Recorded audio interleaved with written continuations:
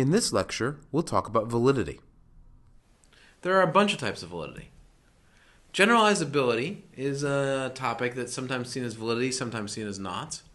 But it basically is, and we talked about this last time, does your model remain predictive when using a new data set? This underlies the cross-validation paradigm that is common in data mining and just great. Knowing the context your model will be used in drives which kind of generalization we should study. Let's talk about a generalizability fail. Let's say you build a model of boredom on data from 3 students, and the model fails when applied to new students. Ecological validity.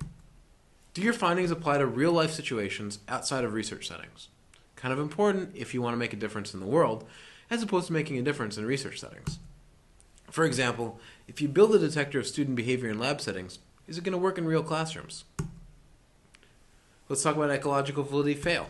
Let's say you build a detector of off-task behavior using data from a lab study where students use the software one at a time. And then you apply it to classroom data where students go off-task in a completely different way.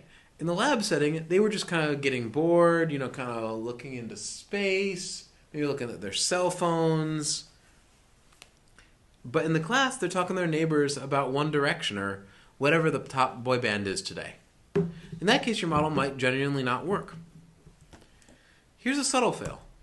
Let's say you build a model predicting high school dropout on data from 300 students, all from middle-class suburban schools that were easy to do research on. And then you cross-validate the model at the student level and you get your paper into the Educational Data Mining or Learning Analytics Conference. Success. But your model fails when applied to urban students or rural students. This could be a real problem, especially because often suburban kids are easier to get access to than urban kids, and urban kids are easier to get access to than rural kids. This can be a real problem for research. Construct validity. Does your model actually measure what it was intended to measure? One interpretation is, does your model fit the training data? Because, hey, the training data is the construct you want to measure, right? It's your ground truth. And that's probably good enough, as long as you can trust your training data. A fail in terms of that would be, you're trying to detect from disciplinary records which kids are going to end up in alternative school.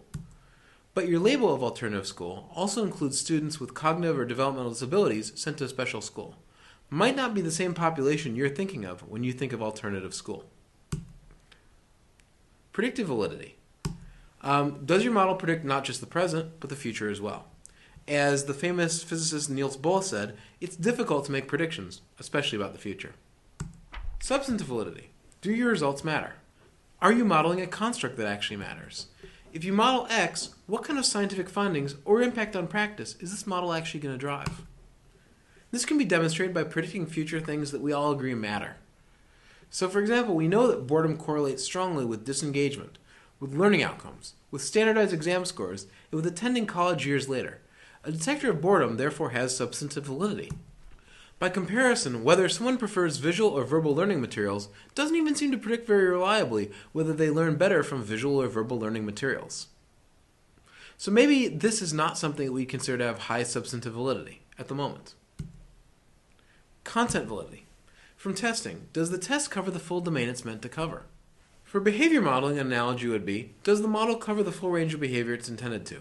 Let's take, for example, gaming a system, trying to subvert the software to get through without learning the material.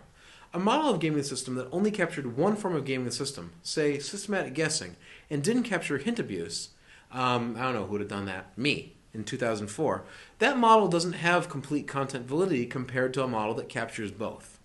Conclusion validity. Are your conclusions justified based on the evidence?